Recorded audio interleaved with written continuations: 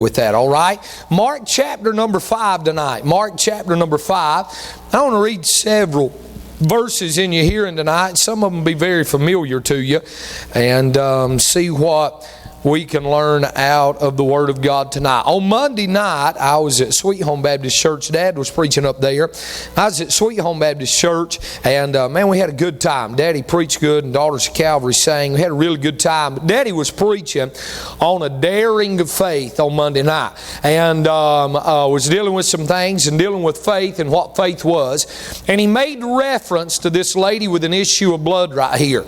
And then he said this. He said, really though, when you study the context of the Scripture, it's not about the lady with the issue of blood. It's about Jairus and Jairus' daughter is what it's about. And whenever he said that, I thought, well, I'm going to go home and study that. So whenever I thought I was going to come home and study that, and make a long story short, I didn't make it home to study that. While he kept preaching, I'm not sure what he said past that point, but I went to Mark and I started looking at Jairus and this story here. And as I sat in there, the Lord gave me 2 or 3 things, and I wrote them down on a sticky note. I told Madeline, I said, give me a piece of paper, and I wrote this down on a sticky note.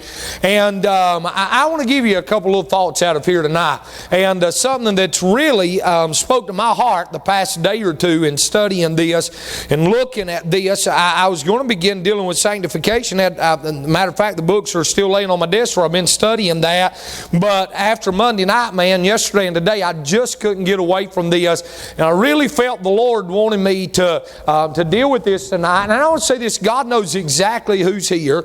And God knows exactly who's going to hear it tonight. And there's a reason behind that. There really is. And I want to give you some things here. Matter of fact, I'd rather preach it Sunday morning. And I'll just say that to you. I really rather preach this Sunday morning. But the Lord really, He just wouldn't let me. He told me to preach it tonight. So I'm going to preach it tonight. All right? Mark chapter number 5. Let's stand in honor and reverence to the reading of God's Word. And I'm going to read several verses to you because you've really got to read the rest of the chapter to understand what all is going on right here in Mark chapter number 5, beginning in verse 21. And when Jesus was passed over again by ship unto the other side, much people gathered unto Him, and He was nigh unto the sea. And behold, I find that verse interesting. I've got to hurry tonight because I've really got a lot I want to say. But I find that verse interesting. Much people gathered unto Him, and He was nigh unto the sea. He hadn't even made it to land, evidently, and they began gathering unto Him. I can just see the boat as it's rolling in. And the people know who's on the boat. The words came of the Gadarene maniac and what God's done over there, what Jesus done over there. And the people probably began running out into the sea and throwing Him out into the sea. But look at this, verse number 2. And behold, there cometh one of the rulers of the synagogue, Jairus by name.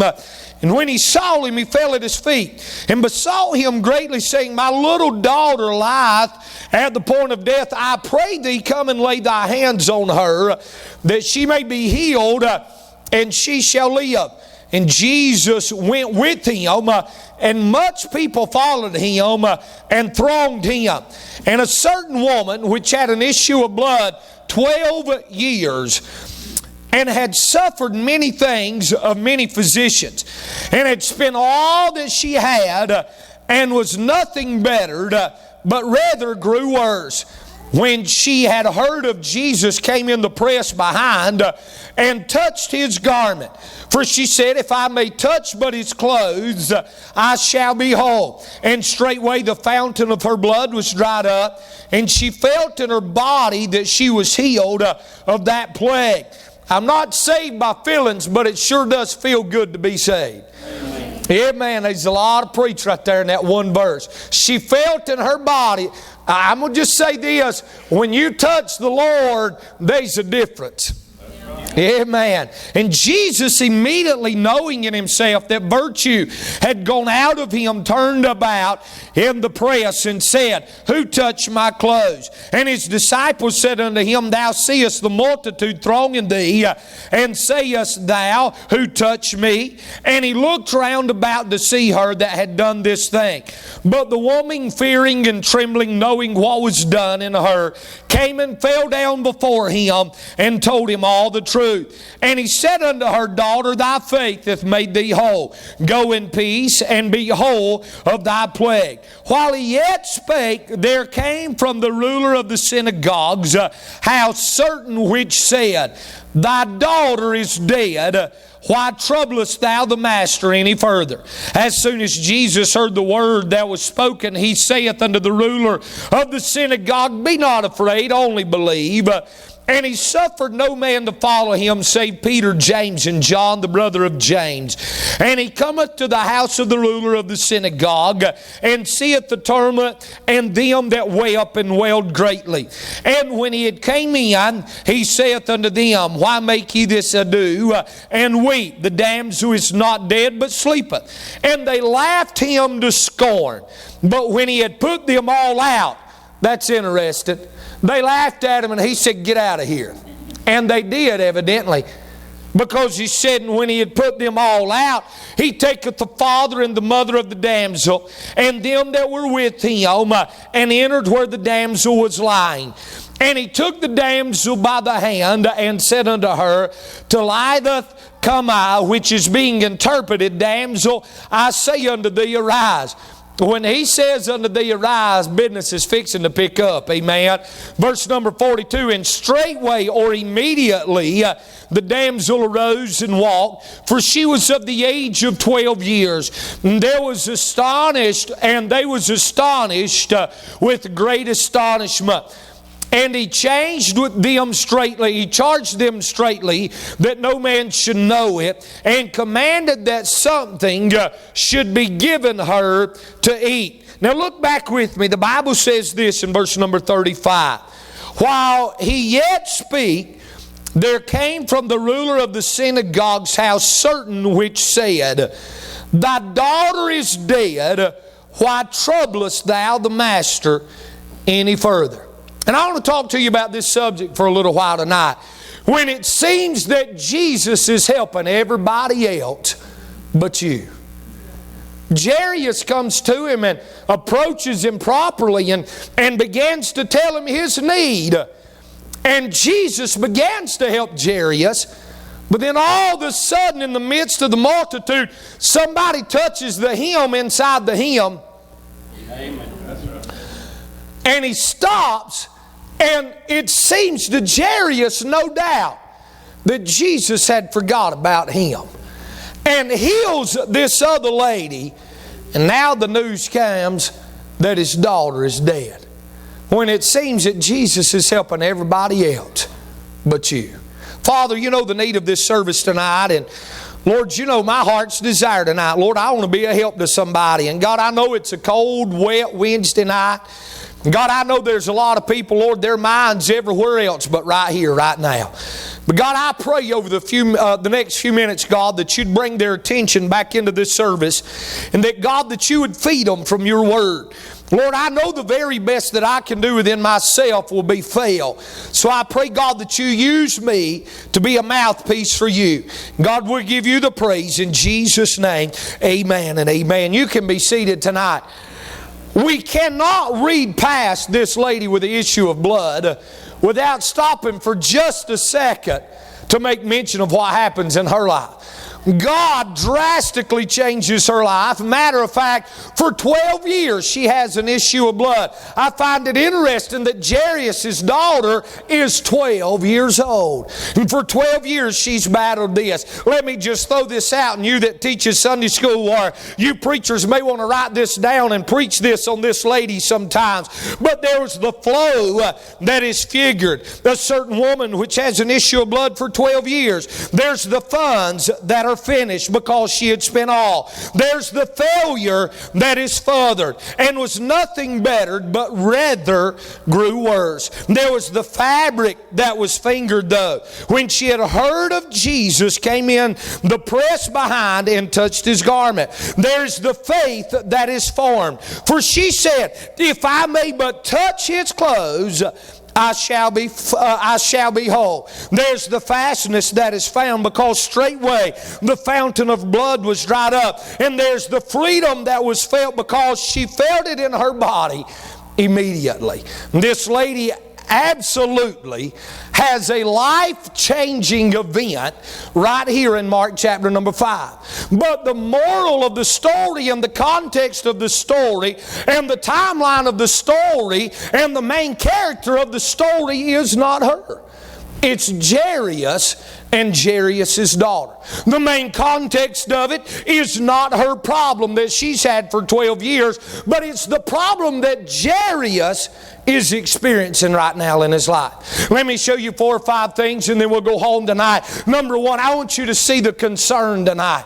Now I'm headed on into the message, but to really understand everything about this story, stay with me a few minutes. The concern of Jairus tonight. The Bible said, and behold, there cometh one of the rulers of the synagogue, Jairus by name. To appreciate what Jairus did and to understand the kind of man he was, it is necessary to know something about the position he held within the synagogue. He was not just a person of the synagogue. He was not just someone who passed through the synagogue. He was not just a teacher in the synagogue, but he was a ruler of the synagogue. Now stay with me and listen to what I say about this. The ruler of the synagogue had to take care of the external orders in public worship and the supervision of the concerns of the synagogue in general. The office was found in the entire sphere of Judaism. It was not just here in Palestine, but it was in various other areas also. The Hebrew word means this right here: the minister of the synagogue. The minister of the synagogue. Now you need to understand this to get the whole story. The minister of the synagogue. He became the chief administrator in all things connected with faith and practice. He was a judge. He was an advisor. He was an attorney. And sometimes the confidant of everybody. Jairus has been elected to this position, and thus we may be sure that he enjoyed the respect of everyone that was around him. And the Jewish population had all respect in him and trusted him to guide not only them but also their children. Jairus was no ordinary man. When the heresy threatened the integrity of the synagogue, it was by his approach and by his word that he warned and advised the congregation. He warned and advised the Jewish congregation of that. Now, when you begin to study on, you know who the Jews hated and who the Jews was against. They was against a boy that was a carpenter's son that was raised in Nazareth, and his name was Jesus. You say, preacher, what's that got to do with anything? Here's what it's got to do with everything. For Jairus, the ruler of the synagogue, the great man of the synagogue, the head potentate of the synagogue, to walk away from the synagogue and to leave the synagogue and run to the man that he had warned others to stay away from, evidently there was a great concern in his life. It was just about like Jairus was denouncing his religion. His concern. His concern. Think about this with me. He was the one that advised them against him. Yet Jairus gets so concerned that he is willing to walk away and seek Jesus. So here's the question: that what causes Jairus to approach Jesus now. Jairus was a father. I personally believe that he has one daughter, and she's 12 years old. We have not been told whether or not Jairus had only this one child, but I believe that it was. If this girl was his only child, then she must have been the delight of her father's life. Her illness was serious. The outlook was bleak indeed. The best medical skills available had been summoned, but apparently the girl was beyond human help. Matter of fact, he says, my little daughter lieth at the point of death. Mark says this, and behold, there cometh one of the rulers of the synagogue, Jairus by name. Here was his concern. Even though he may have warned against Jesus, in the backside of his mind, he still knew evidently this man named Jesus was the real deal. And you know what he does? He comes to this place where he sees his daughter laying at a gravely point in her life.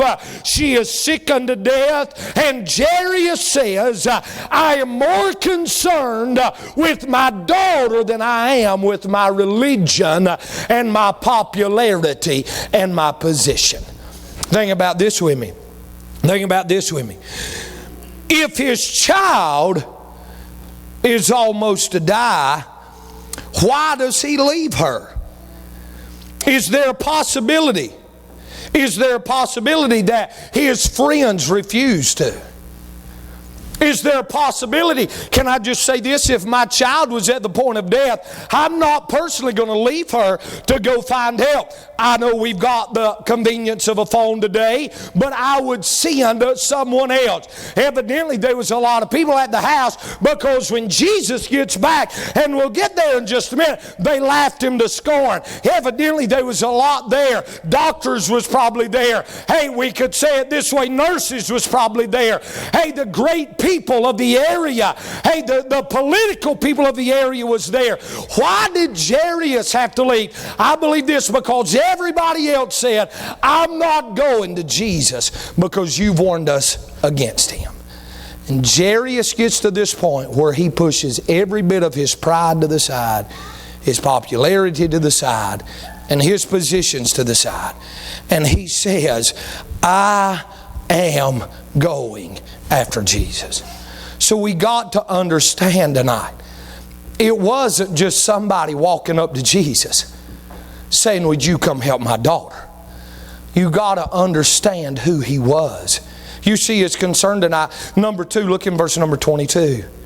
And behold, there cometh one of the rulers of the synagogue, Jairus by name.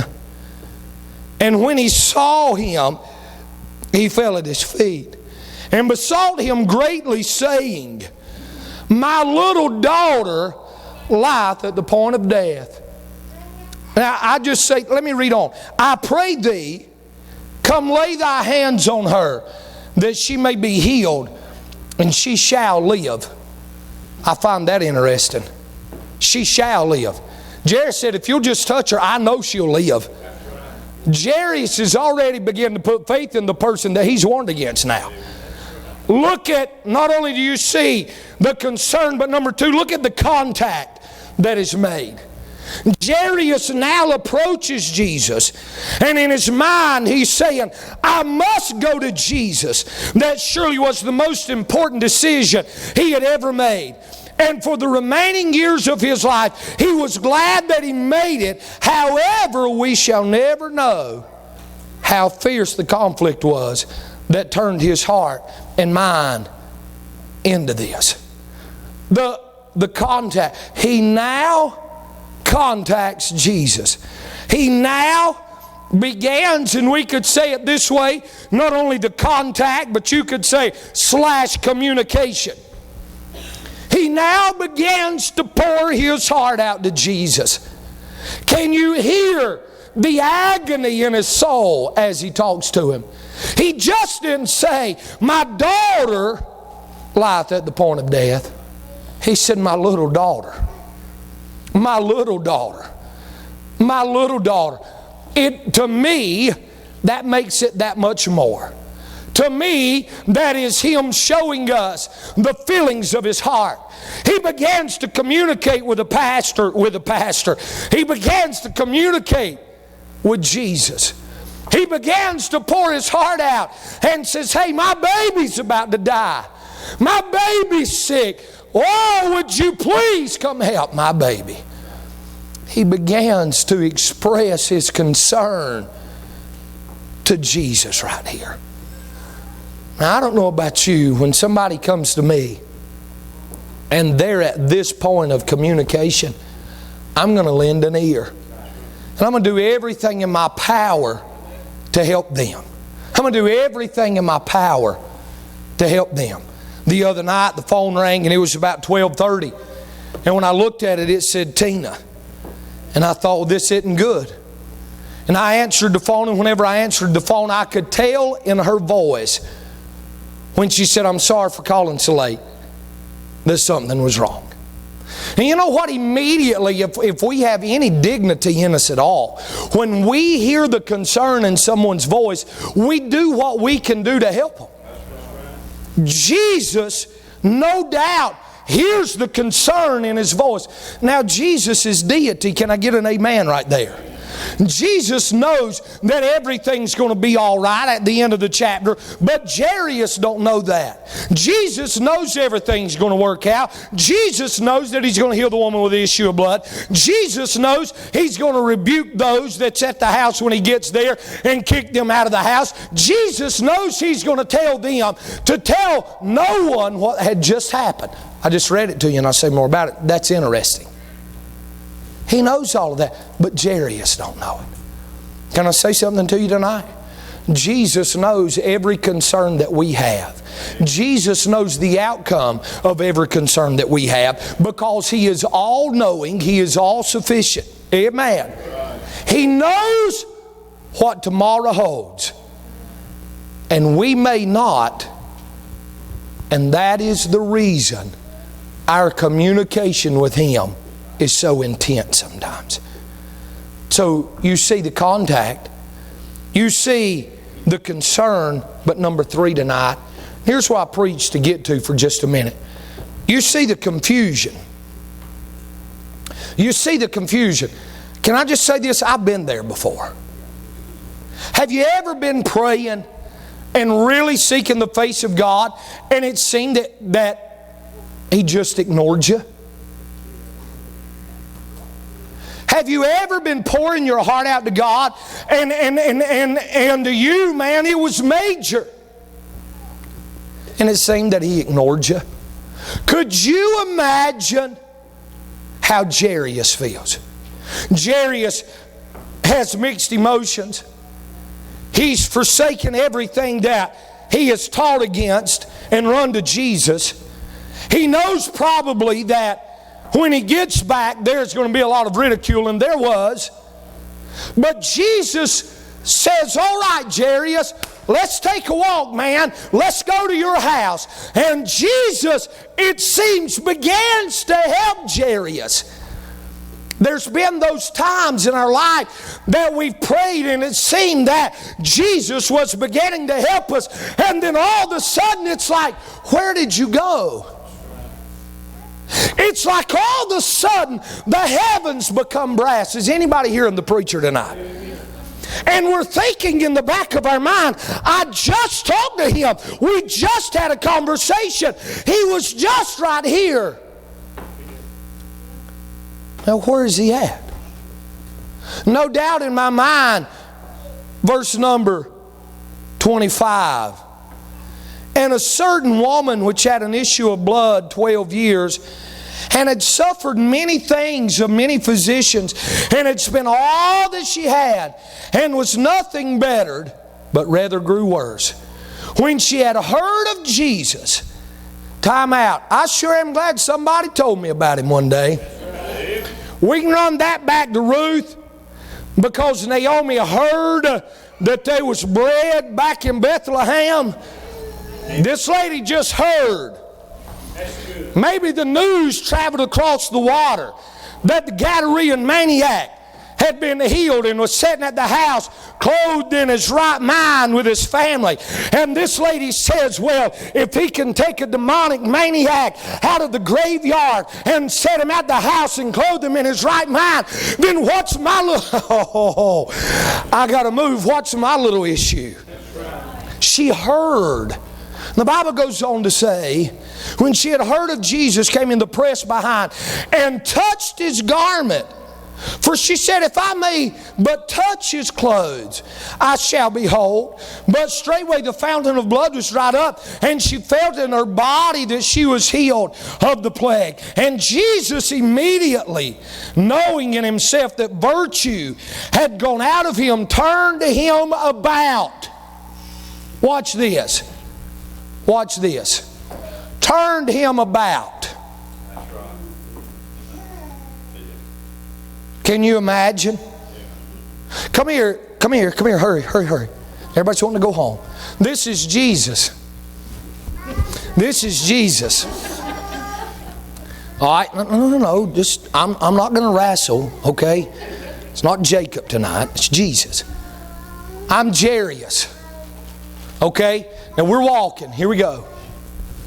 Go ahead, Jesus. We'll walk. Boy, I hope you can help my baby. My baby's about to die. I hope you can help my baby. Now watch this. I hope you... What are you doing? Hey, she's this way. Jesus, she's this way. What? She's dying. What are you doing? You can go sit down, Jesus. Turned about. He stopped, changed his directions. No doubt in Jairus' mind, he's thinking, whoa, time out, what did I just miss? Did somebody run through here with my daughter? Because that's what we're talking about right now.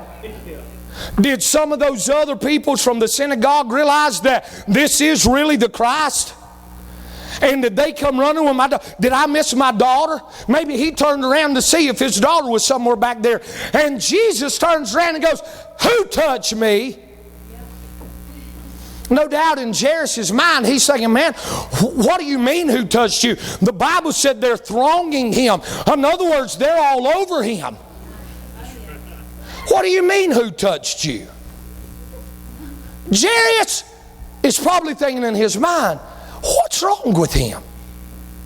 Even the disciples question him about it. What do you mean who touched you? Don't you see all these people? Jesus goes on, now I'm not quoting this verbatimly, and says, no, somebody had faith and touched me. I done healed somebody. Jesus knew who it was. Can I just stop and say, Jesus knew who it was. Here's what Jesus is after at this point. Let me run this rap and then we're going to come back and finish up on Jairus. But let me run. Here's what Jesus is after. Jesus is after a public profession of what Christ had done. There's so many that wants to get to the hem of his garment and be healed of their disease, but then they don't want to stand up and say, the Lord has touched me. They want to run back into their life and live the same old life. And Jesus is after a public profession from this lady. She comes back, she kneels at his feet and says, it was me. Can you imagine Jairus? Jesus, you know who it is now. Jesus, she's told you, let's get on down the road, Jesus. I'm not being disrespectful, I'm being honest. And then he said unto her, now he's going to talk to her now. I'm talking about his confusion. You just said, let's go to my daughter. Now you over here talking to her. Jesus, she's healed, okay? You done touched her. My baby's still dying. Jesus, I'm still talking to you. Lord, you've already touched her. Why ain't you answering me? Why are we not moving on down the road? Now watch this. While he yet spake, verse 35, there came one from the ruler of the synagogue's house, certain which said, thy daughter is dead.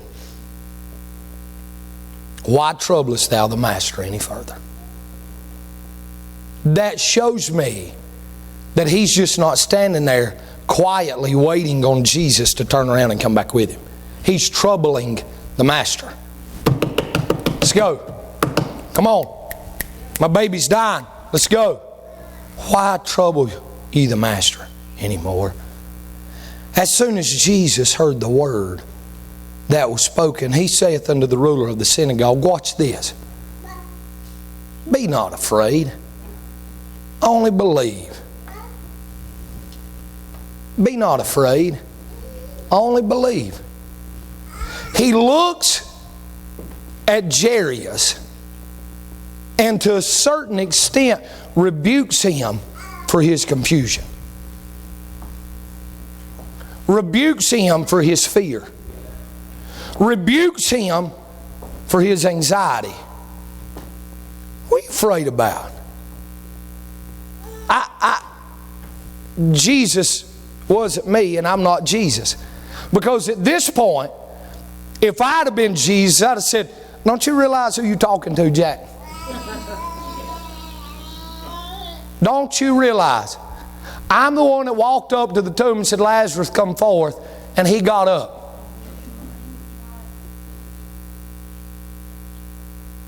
He, to a certain extent, rebukes him. Probably at this point, Jairus is thinking in his mind, I have forsook everything. And he did. When you look at who I have forsook everything. And I've run to Jesus. And this lowlife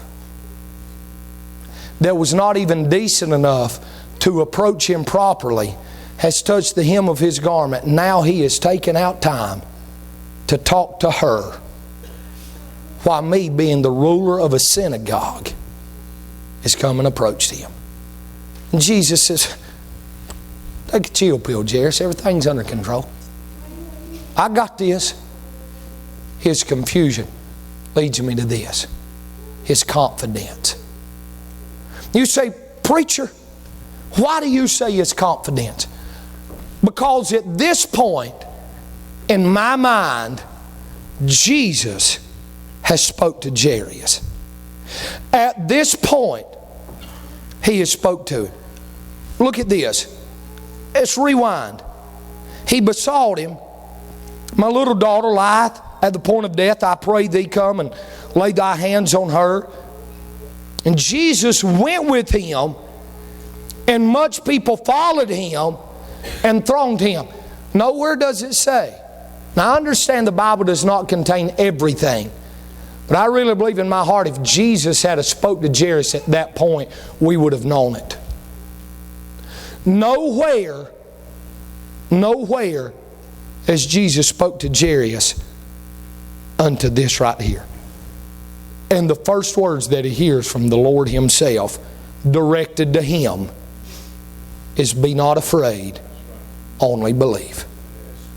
And when he hears the voice of the Master,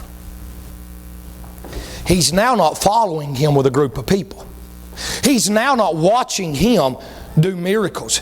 He's now not listening to him address someone else. He has watched him address someone else. He had watched him heal someone else. He had seen what Jesus could do for someone else that put their faith in him. And Jesus now turns. There's just something about that voice. And approaches Jairus and speaks directly to him and says, be not afraid, only believe. And you know what? I believe this in all of my mind. At this point, confidence begins to set in Jairus' mind. I believe at this point, Jairus runs back through the last 10 or 15 minutes of what has transpired. Here is a lady that's came up to him. She's not even approached him properly. She's just touched the hem of his garment. And he healed her. He made her whole. If he done that for her, and I've bowed at his feet, I've approached him properly, I've begged him to help my daughter, and if he done it for her, and he's no respecter of a person, then evidently He can do that for me. Hear me and hear me well tonight. It may seem that God is helping everybody else around you, and you've poured your heart out to God. It's not time to forsake Him. It's not time to turn and go another way. I promise you, standing somewhere in the shadows, Jesus will be there. He is the lily of the valley. He is the bright and morning star. He is the rose of Sharon. He is the one that's altogether lovely. And I'm glad in the midst of the midnight hour, every once in a while, Jesus will stop from talking to everybody else and helping everybody else, and will turn and give us a word. That's good. And it was at His word that the world was created. So when He gives us a word, we can have confidence that everything, watch this, is under control. It's under control. Now here's the conclusion. Here's the conclusion. They get there. They walk into the house. They laugh Him to scorn. They laugh Him to scorn. When I first read that, I thought, why did they laugh Him to scorn? Then I got to studying who Jairus was and who was probably there at the house, the rulers of the other rulers of the synagogue. And that's why. Because Jairus has now went and got the one that he's warned them about. And they laugh Him to scorn, and straightway the damsel arose. Or the Bible said right there in verse number 40, and they laughed Him to scorn. But when He had put them all out. Now I find this interesting, when He had put them all out. Not when the disciples had, when He had.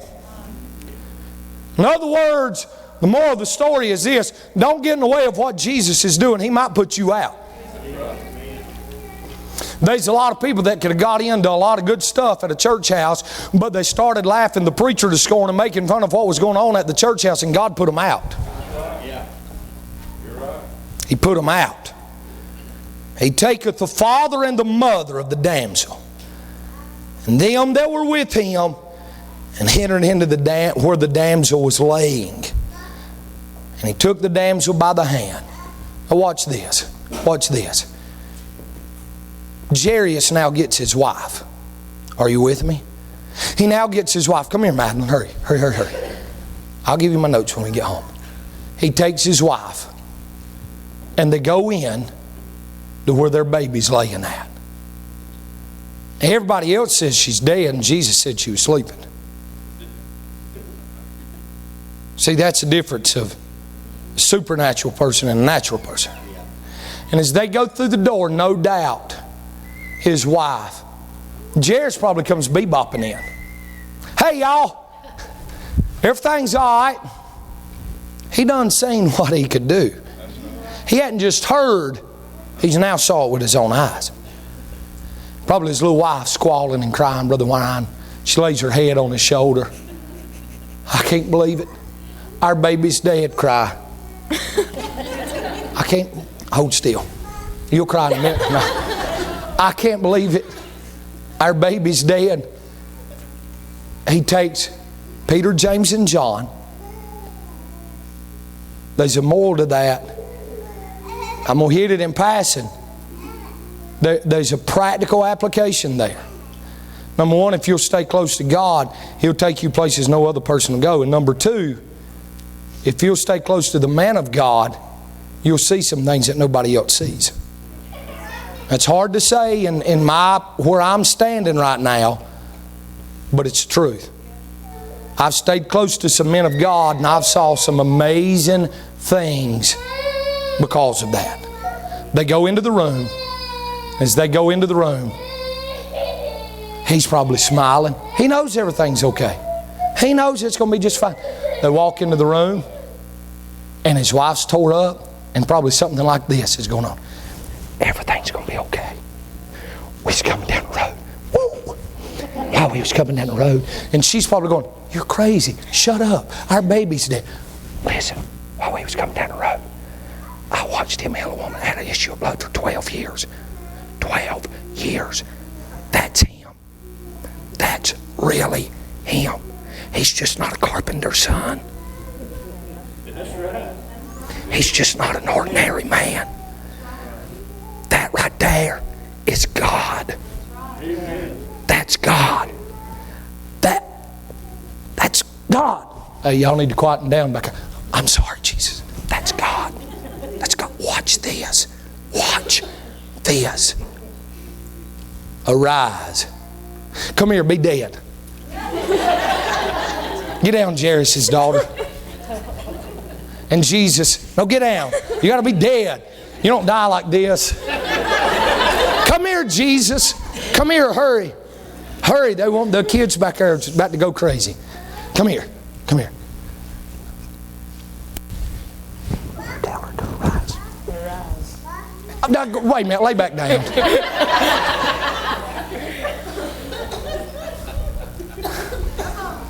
All right, now go ahead. Arise. Mama goes, Daddy, can you believe it? Can you believe it? Oh, I mean, these people, they're really into this.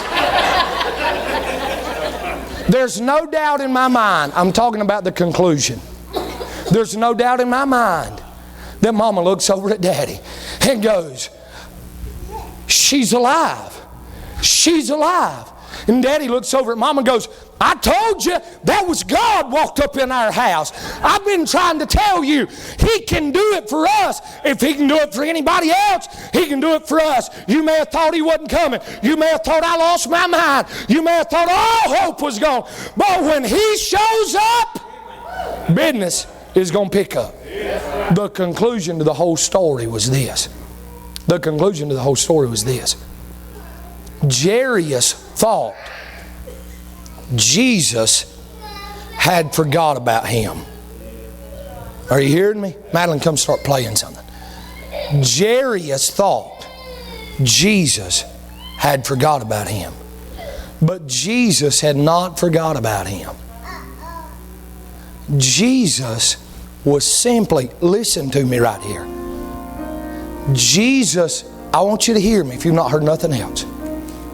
Jesus was simply increasing Jairus' faith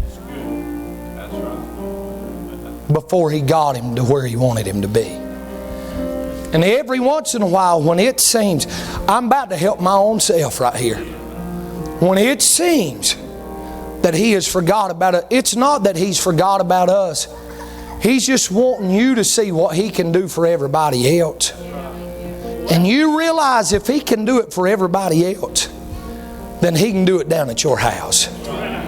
Then He can do it down at your house. I'm just going to throw this out and pass. And the reason He told them not to tell nobody, it's because that other crowd didn't believe. And all they was going to do was make the agony worse and the scorning worse on Jairus, because now Jairus has denounced everything and followed Christ.